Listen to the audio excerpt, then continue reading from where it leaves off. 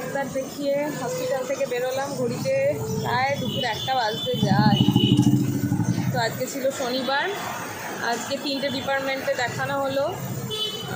দেখানোর পরে হচ্ছে ডেট আজকেও পাওয়া যায়নি, আবার বুধবার আসলে ডেট, কারণ ফিটনেসটা শুধু পাওয়া গেছে আর ডেটটা এখনও পাওয়া যায়নি। তোমরা সবাই কমেন্ট করছো।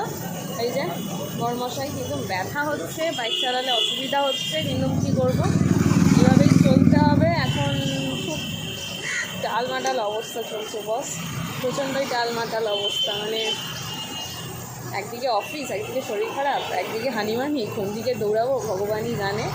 আর তারপরে কী বলো তো, অনেক জিনিস যেগুলো হচ্ছে সেগুলো হয়তো হওয়ার নয়, সেই জিনিসগুলো খুব খারাপ লাগছে, কিন্তু হচ্ছে।